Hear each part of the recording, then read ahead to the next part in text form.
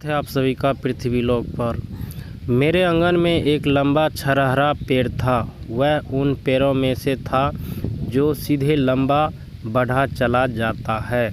उसके तने के ऊपरी हिस्से में हरी लंबी डालियां उगती थी, जिन पर सफ़ेद फूल लगा करते थे।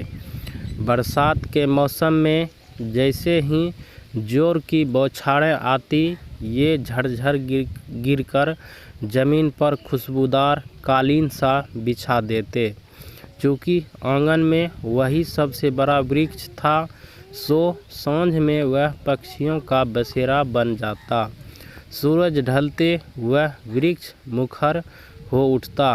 कभी कभी तो पक्षियों की चहचहाहट इतनी तेज़ होती कि पढ़ने लिखने में भी बाधा बन जाती थी।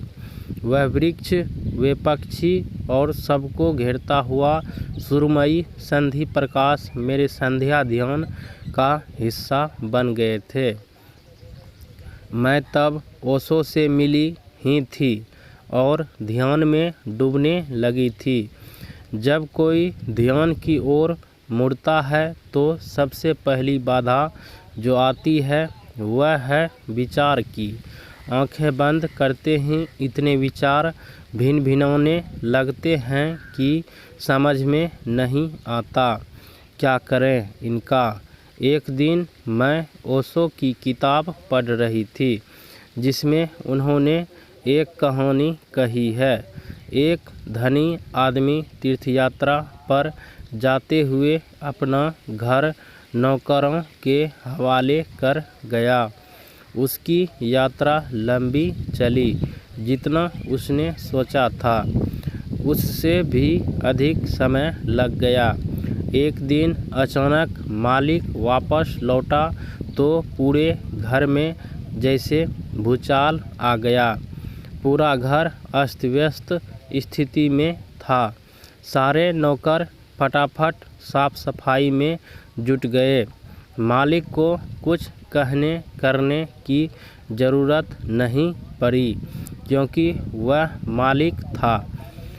उसका मौजूद होना ही काफ़ी था।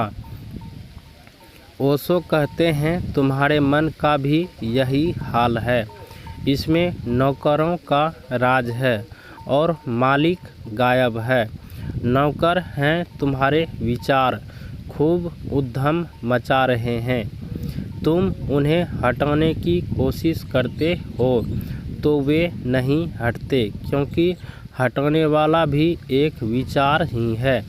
नौकर है, एक नौकर दूसरे नौकर को आदेश दे रहा है तो वह भला क्यों सुनेगा।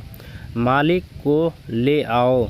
मालिक है तुम्हारा साक्षी, भाव दृष्टा। वह दूर खड़ा देखता है, सोचता नहीं। इस कहानी का सत्य मेरे दिल में खंजर सा घुसा। अचानक मुझे लगा कि बाहर एक अजीब सा सन्नाटा छाया हुआ है। गगन जूही के पेड़ पर इतने सारे पक्षी अचानक खामोश क्यों हो गए। विचित्र दृश्य था।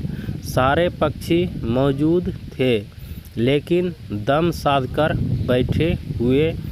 मैं कुछ करीब गई तो देखा डालियों के बीच एक बड़ा सा पक्षी बैठा हुआ है। कोई आगंतुक था जो सुस्ताने के लिए इस वृक्ष पर आ बैठा। सैकड़ों पक्षियों को चुप कराने के लिए उसकी मौजूदगी काफ़ी थी। ओशो की कहानी का संदेश एकदम साफ हो गया।